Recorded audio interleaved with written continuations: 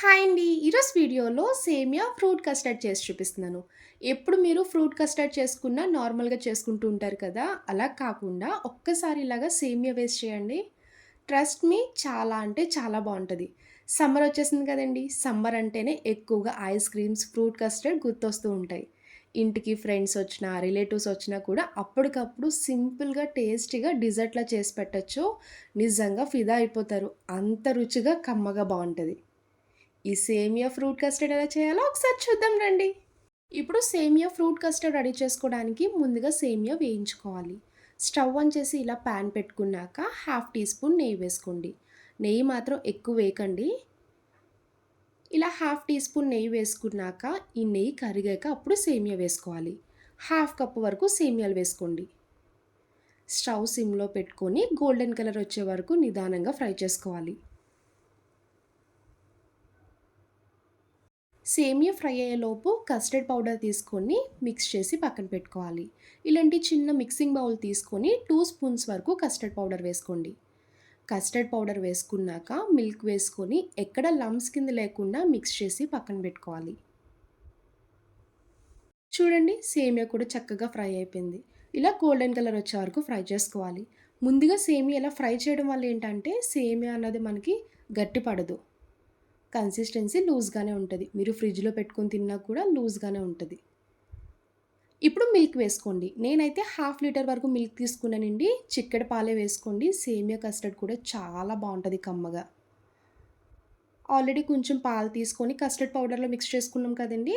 మిగిలిన పాలు మొత్తం వేసేసుకోవాలి. ఇలా పాలు వేసుకున్నాక ఒక పొంగొచ్చే వరకు బాయిల్ చేసుకోండి. నేనైతే ఆల్రెడీ బాయిల్ చేసుకున్న మిల్కే వేసుకున్నాను కాబట్టి ఒక పొంగొచ్చే వరకు బాయిల్ చేసుకుంటున్నానండి. మీరు కావాలనుకుంటే డైరెక్ట్‌గా పచ్చిపాలు కూడా వేసుకోవచ్చు.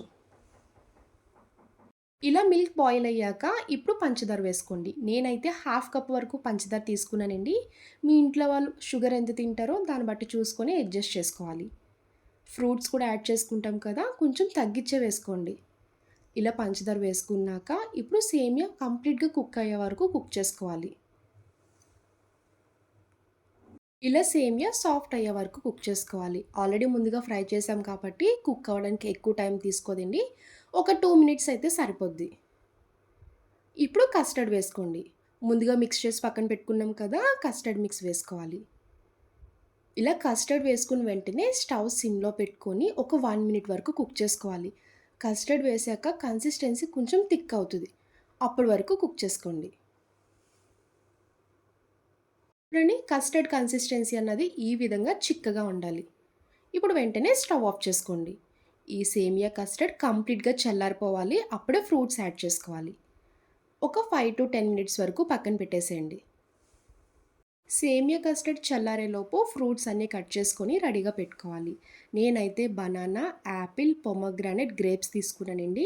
మీరు గ్రేప్స్‌లో గ్రీన్ కలర్ కూడా తీసుకోవచ్చు. మీకు నచ్చిన ఫ్రూట్స్ తీసుకొని యాడ్ చేసుకోండి. ఫ్రూట్ కస్టర్డ్ అంటేనే కంపల్సరీ బనానా ఉండాలండి. అప్పుడే మీకు కస్టర్డ్ టేస్ట్ అనేది బాగా తెలుస్తది. చూడండి, సేమియా కస్టర్డ్ చల్లారినా కూడా అస్సలు చిక్కపడలేదు. ఒకసారి గరిటెతో మిక్స్ చేసుకోండి. మీరు ఫ్రిడ్జ్‌లో పెట్టుకొని తిన్నా కూడా కన్సిస్టెన్సీ ఇలా కొంచెం లూజ్‌గానే ఉంటది. ఇప్పుడు ఫ్రూట్స్ యాడ్ చేసుకోవాలి. కట్ చేసి పెట్టుకున్న ఫ్రూట్స్ అన్నీ యాడ్ చేసుకోండి. ఇందులోనే మీరు కావాలనుకుంటే నట్స్ కూడా వేసుకోవచ్చు. జీడిపప్పు, కిస్మిస్, బాదం, పిస్తా మీకు నచ్చిన డ్రై ఫ్రూట్స్ కూడా యాడ్ చేసుకోండి.